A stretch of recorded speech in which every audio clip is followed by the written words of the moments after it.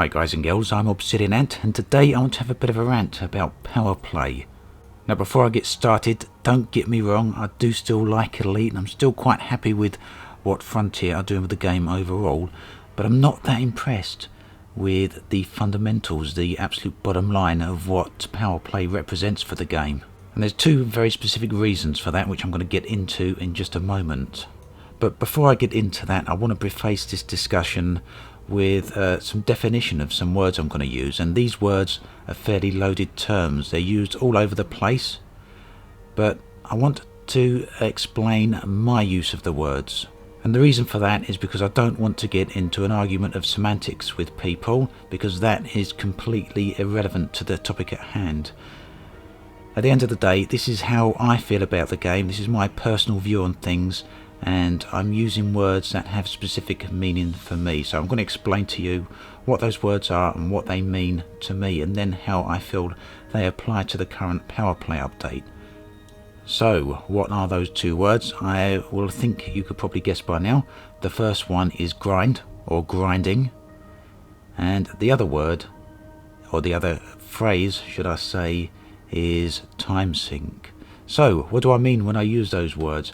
Well, for me, a grind is anything that requires repetitive tasks. Now, before you say to me, well, all games have repetitive tasks, let me explain what I mean a little bit more.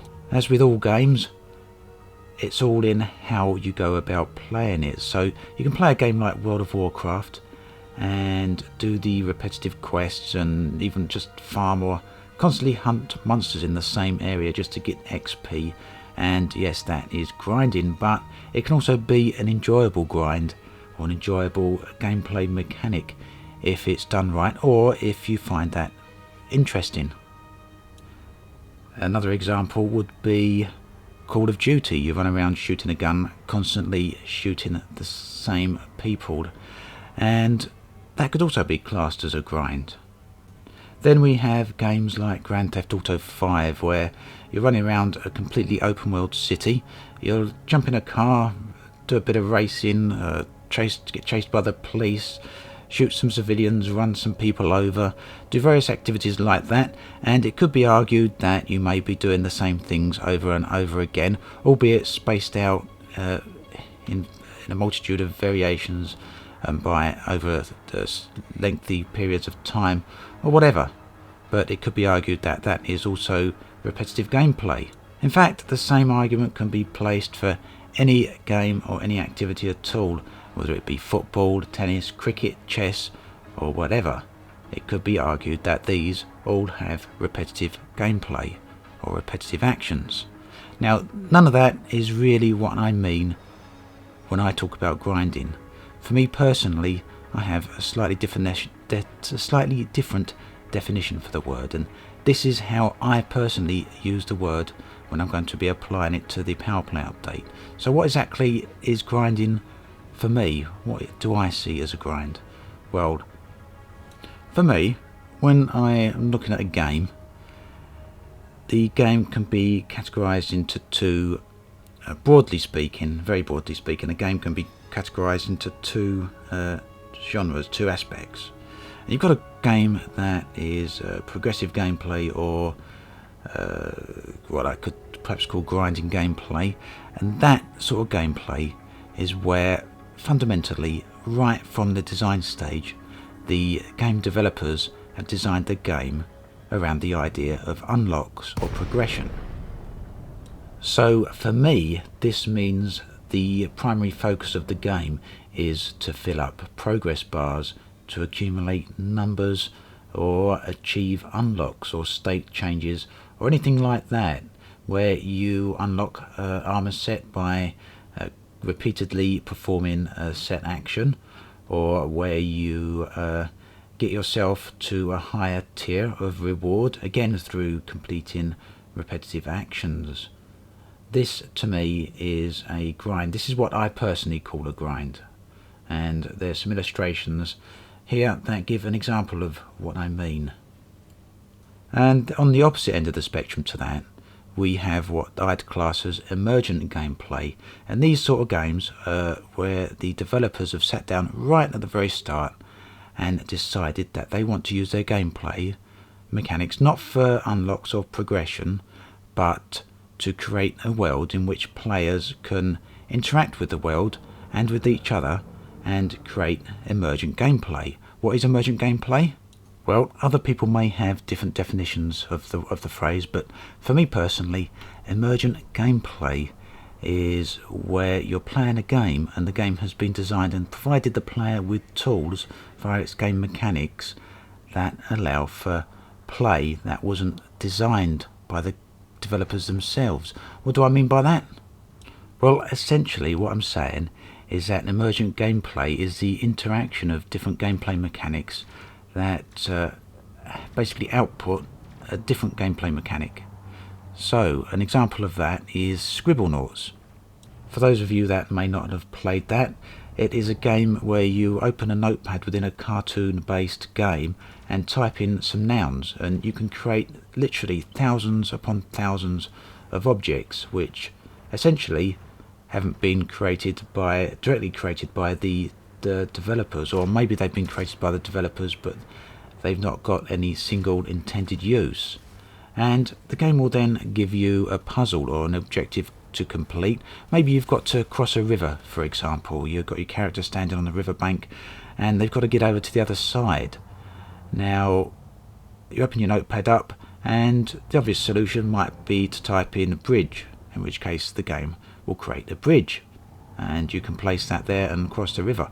Alternatively, you could type in boat and have a boat created for you. But now here's where it becomes interesting. You can get much more creative and start typing in wings and give your character some wings so you can fly over. Or type dolphin and the dolphin appears and you can ride on the back of a dolphin. Or scuba gear and go in the water and swim under the water and up the other side. Whatever it may be, you could be as absolutely creative or as crazy as you can imagine, and you will create some solution to the problem at hand. Now this is emergent gameplay because you are using the tools provided to you by the developers to create solutions or gameplay that the developers didn't essentially or necessarily foresee. Emergent gameplay can also mean something a little bit different to that. Again, using Grand Theft Auto as an example, you can steal a car, get chased down by the police, drive across town, and maybe some gangsters will start getting involved because you happen to go into gangster turf, and they'll either start attacking the police or they'll start attacking you depending on your relationship to those gangsters or the relationship those gangsters have with the police. And suddenly you've got a three-way conflict between the police, the gangsters and yourselves, and that isn't necessarily something you intended when you initially stole a car. So that is gameplay that has emerged out of as a consequence out of the things that you have done.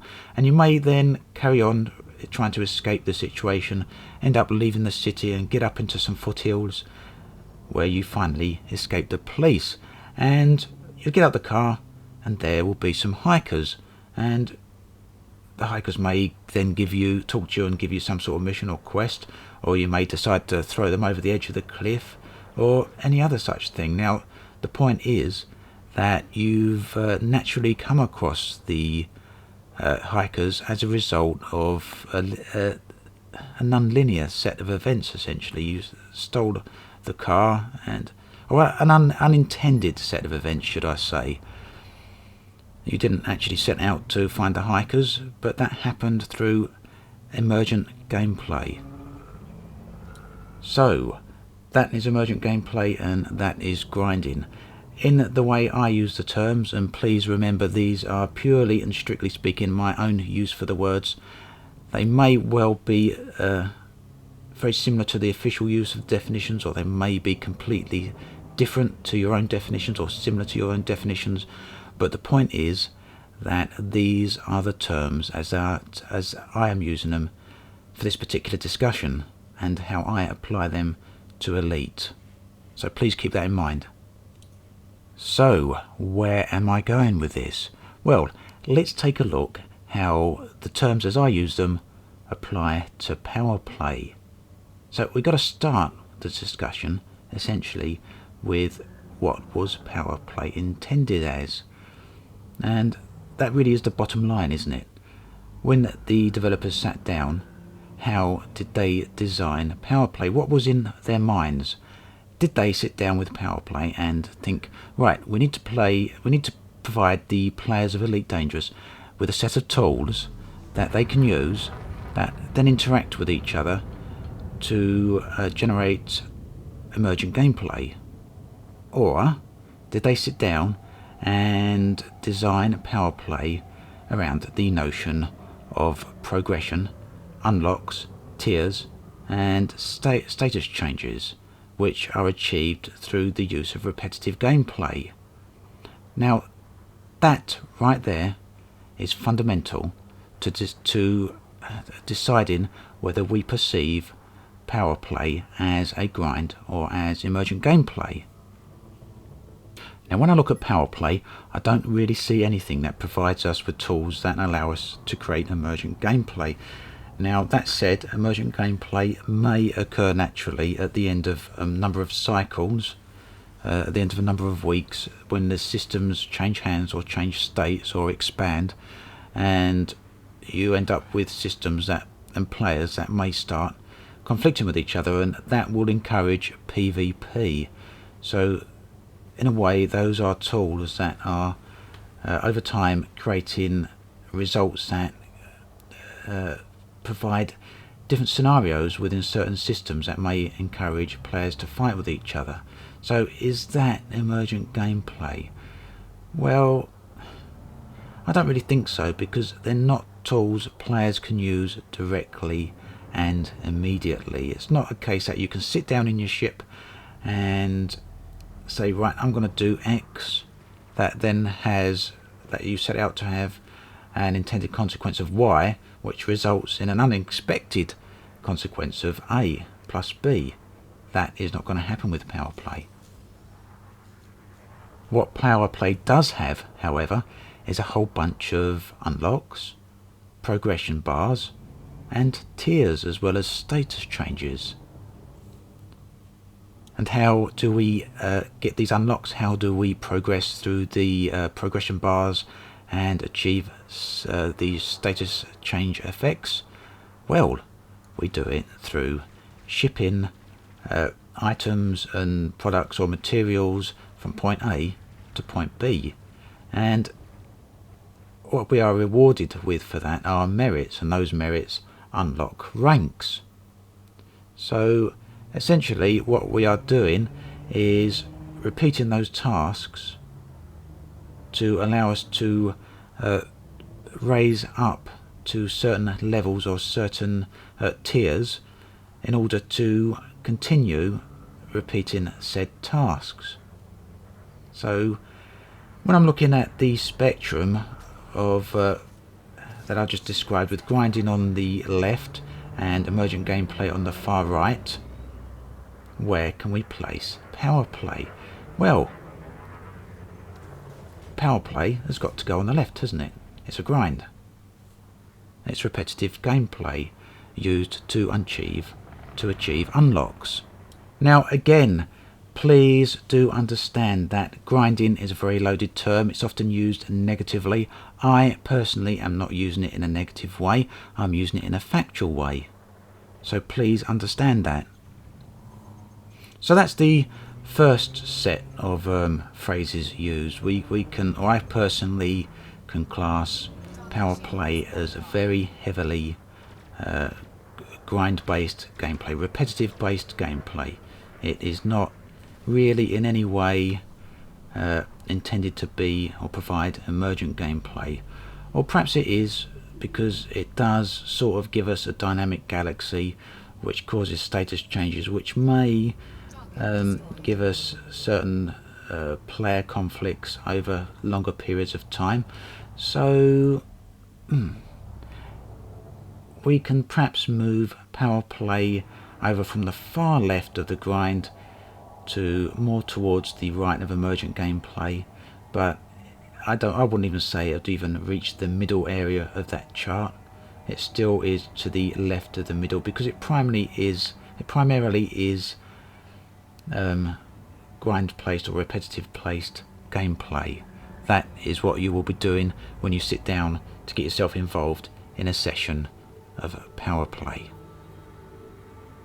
Now, what is the other term? Well, the other term I want to use is, again, it's fairly loaded, so please bear with me while I describe what I mean when I use this term, and it may well differ from what other people use, and it may well differ from any official term. So I just use this term to describe how I perceive certain games and certain gameplay mechanics. So bear with me while I describe what I use, and again, I don't really want to get in any arguments over semantics, because that is irrelevant to the discussion at hand. I'm just using this word to describe how I perceive something. So this other phrase, this other word is time sink. Now, what do I mean by time sink? Well, a time sink is a gameplay mechanic that is put into the game to eat up and consume the player's time. Now, it may well be argued that all games and all gameplay and all sports, no matter what they are, actually use the participant's time, because you have to use your time to get involved. That naturally makes sense, doesn't it? But when you train for a game of football, and I'm using the UK version here of soccer, as most Americans might call it, you invest your time into that, you improve your skills, and the amount of time you put into your training is directly proportional to the amount of improvement you get out of that. And when you actually have a match, the match goes on for a set period of time, and that time is not erased or deleted or consumed by tasks that are primarily there just to keep the clock ticking. At the end of the day, that match is a set period of time, and that is how long it will go on for, barring any unforeseen circumstances or adjustments to the rules for whatever reason may go on. But again, any adjustments like that are not time sinks. They are there for specific purposes. Grand Theft Auto, let's have a look at that. You get in your car and you drive from one of the character's front doors to the mountains off in the distance. Is that a time sink? Well, you could argue that perhaps the game should have instant travel in it, but that defeats the intended purposes of what the game is. The intention of the game is to experience an open world and to experience using a car. And to get from A to B in a car, you have to spend time doing that. So it takes time to get from the player's front door to those mountains. That is a natural consequence of driving. That is not a time sink. So what is a time sink? Well, let's have a look at World of Warcraft again. Now, this has been changed somewhat very recently, but on that you will be in one land. Say you're in Ironforge or somewhere like that. That's the area where the dwarves are, and you want to go to Stormwind, which is the area where the humans live. Now, you've got some flight masters, which will give you a griffin or some type of bird, which you will sit on the back of, and this is a computer controlled bird that will ride along a set flight path. Now, that flight path, it does not go directly from a direct line from point A to point B. It goes all around the houses, up and down, back and forward, round and round. It will fly over many other towns that it doesn't need to before it finally gets you to your destination. Now, with GTA, the travel time is there directly for you to allow you to experience what it's like to drive a car. You could always get yourself a helicopter if you were so inclined and fly in a direct line from A to B. Now, with the flight masters, that is not possible in Warcraft. You have no control over where the bird takes you. It will take you along a path that's been defined by the developers, and that path has a specific set amount of time.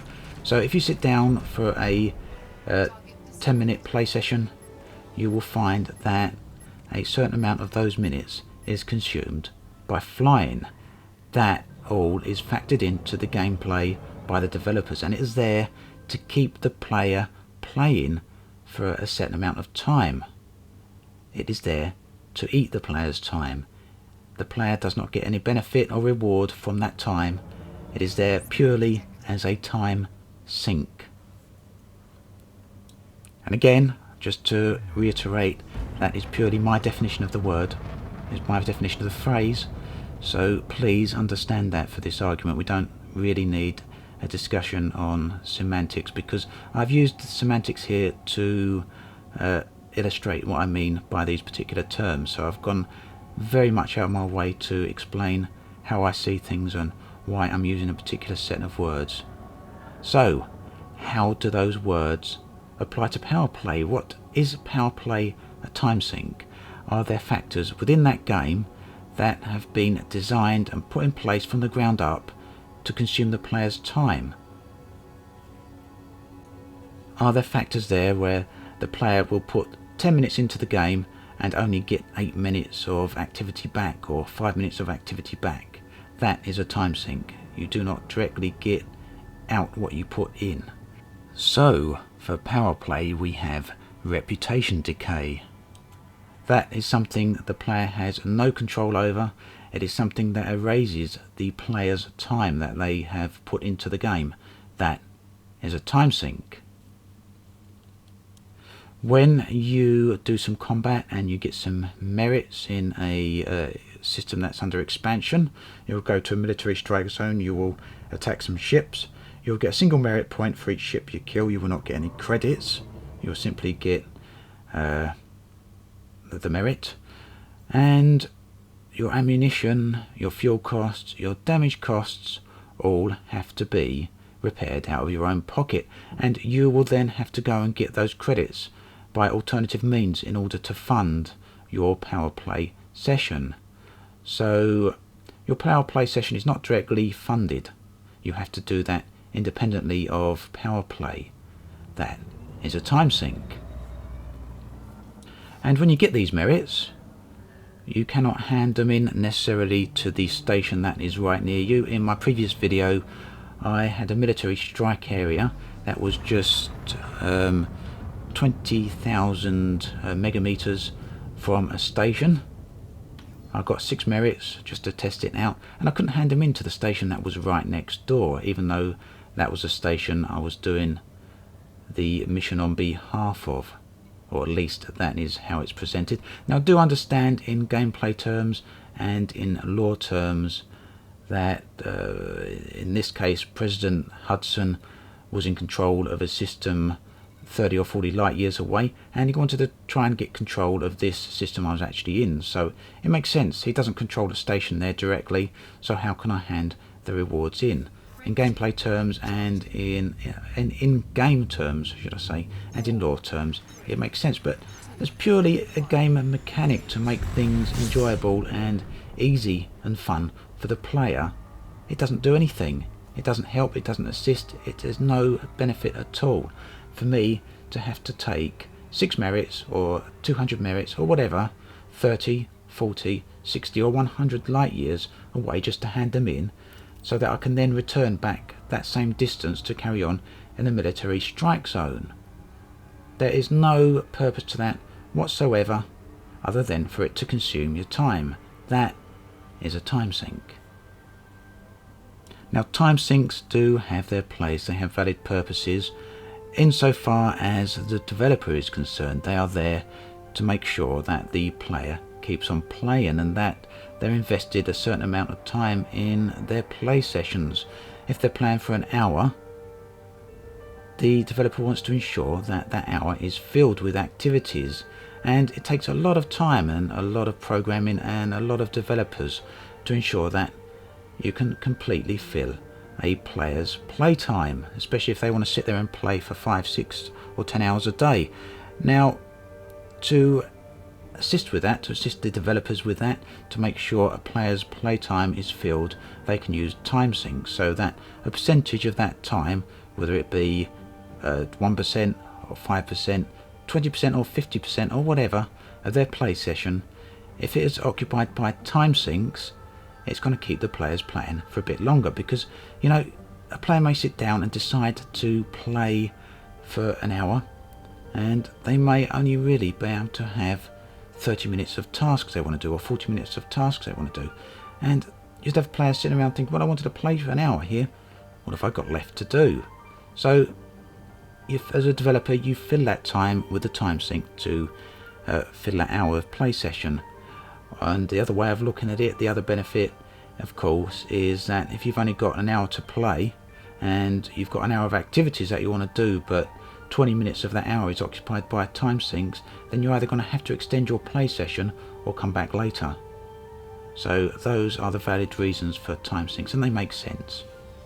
And of course, a time sync is very, very easy to design. It requires very little programming, and if you want to increase the length of a play session, all you have to do is increase the length of the time sync. It's all very easy. It's not at all like sitting down and designing content by hand, and it's not at all like sitting down and providing the players with tools that can interact with each other in a successful manner that provide for emergent gameplay. I don't think anyone can argue that Powerplay hasn't got any time syncs. Now, whilst I don't use the term grinding in a negative way, I do think Powerplay is heavily grind ridden, heavily grind laden, but I don't use that in a negative way. I think grinding can be quite enjoyable if it's used in decent gameplay mechanics, and to be honest, Powerplay is using gameplay mechanics that have already been put in place long ago, and that's the combat, and that's the travel times, and that's using effectively trade routes to ship your items from A to B. Those are mechanics that have been in place from Elite's inception, and they are very good and very strong gameplay mechanics. So the grind, even though it's very repetitive, can still be enjoyable. What I do use, however, in a negative light is time sync. I don't find them to have any place in Elite at all. Elite is an open world game. It's a very, very vast game. There is a ton of things to do. There is no need whatsoever to consume the player's time in a negative way. There's no need to take the time away that the players are put into the game. So I'm not impressed with the fact that Powerplay is heavily infused with time syncs. Now we're getting on a little bit. Got a little bit of a rant going here. You may notice that I'm not overly impressed with Powerplay, but at the same time I really do recognise that it does add a whole lot of new dimensions to the game. It brings the galaxy to life, it puts characters and context to the galaxy, and it does add quite a bit of depth there. And on top of that, it gives players who want direction in the game something to do. So overall, I've got to admit, I am impressed with Powerplay. From that sort of perspective, it has given Elite very much what it needs. But it could have done so without using the time syncs. Now, taking just going on a little bit longer here, we're probably coming to an end of what I've got to say about the whole situation. But you may be wondering, well, Obsidian, what is it you really do want from Elite? What is it you've been looking for from Elite? Well, for me, right from the day I backed Elite pretty much on the first day of its Kickstarter, or certainly within the first week. I was aware of the Kickstarter on its first day. I saw its launch. I was there right from the very first, and I've been waiting for a fourth Elite game for a long time. And what we were presented with from Frontier was a massive open world galaxy that would be full of emergent gameplay. Now I'll underscore that, emergent gameplay. That is a galaxy which is live, that responds directly to the players and responds dynamically, and has intended and perhaps unintended consequences that the players can then participate in. Now, what would represent dynamic gameplay or dynamic galaxy in terms of Elite? Well, these are just some of the things that we were promised, or that Frontier spoke about during the design phases, and David Braben spoke about one of these in front of me at EGX back last year. Now, that example is selling discovery data. A player goes out and they're an explorer, so they explore for resources, they explore planets and various other things, and they happen to come across a very rich resource node. Whether it's in a asteroid belt or ring system or something just hovering in space is pretty much irrelevant. That's whatever Frontier decided to be. But the player comes across this area, let's say it's a ring system, and it's got very rare minerals in it, and it's in a very valuable system. Maybe this ring system happens to be right near a planet that is also Earth-like. So there's a valuable system. Now, the player then has a choice. They can keep this data for themselves and keep hold of it, and perhaps use the resources themselves. They'll mine it and sell that minerals themselves. Some minerals that are extremely rare and only located in a few places in the galaxy, perhaps. So they can make a ton of money from this over time, but they run the risk of other players following them at some point and also discovering that area, or of course another explorer may also discover that area. So right there we've got potential for emergent gameplay going on.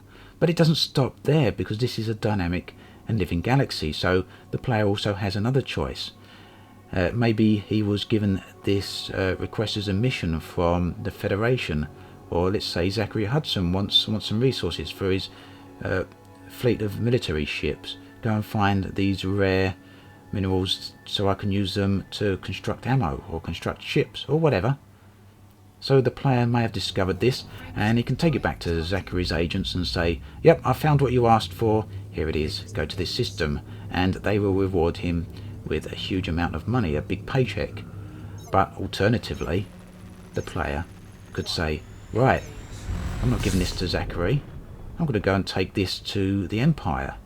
And he could go and give it to an agent of the Empire, who will perhaps give him a much higher sum of money, because he is giving them information that is important to their cause and also detrimental to their to the Federation.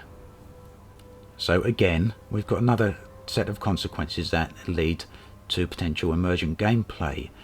From this, a mission could be generated that puts a bounty on this particular player's head. Zachary Hudson is not happy, he's been betrayed, and a mission has been generated. Go and get Commander Obsidian Ant, and this becomes a mission on the bulletin boards which players can take, and they can hunt Commander Obsidian Ant for being a traitor to the Federation. That is emergent gameplay. And again, this is pretty much word for word of what David Braben spoke about back at EGX. This is what Elite was going to be. Now, it does go further than that. If you look at some of the design documents that were available during the early design phases, and some of the discussions that the developers got involved in on the forums back in the early days, it actually, because the galaxy was intended to be alive and dynamic, it would then respond to the fact that this resource node has been discovered. Now, Commander Obsidian Ant has become a traitor to the Federation. He's sold the information to the Empire, and they know that this resource is out there in this particular system, so they head out there and they start exploiting this resource. It's very important to them, it's a very rare mineral, they can use it for their fleet of ships, so they set up a resource extraction site within that ring system. And on top of that, over time, players see that this resource extraction site is there, so players start going to exploit the resource themselves. Now, you get an increased activity within this system, within this particular area, so the game responds by creating an outpost there.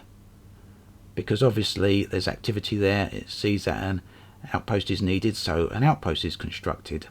This in turn attracts a load more players, and soon you've got a whole bunch of miners in this resource extraction site, which in turn of course attracts pirates, and that in turn attracts bounty hunters. So you've got this galaxy that is alive and dynamic. Now keep in mind that all of this is stuff that has been spoke about at one time or another by Frontier, of things that will be within Elite and how Elite will actually work.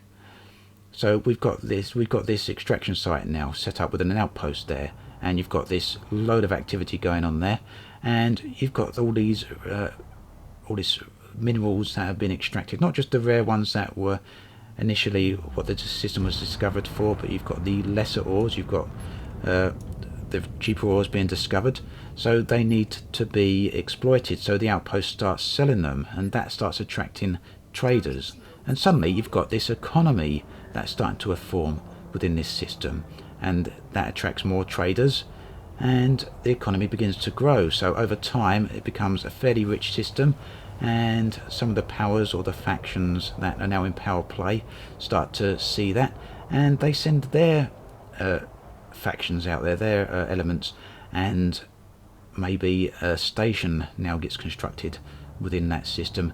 This is a living, breathing, dynamic galaxy that is full of emergent gameplay, and that is why I backed Elite. That is what the promise of Elite Dangerous was to me.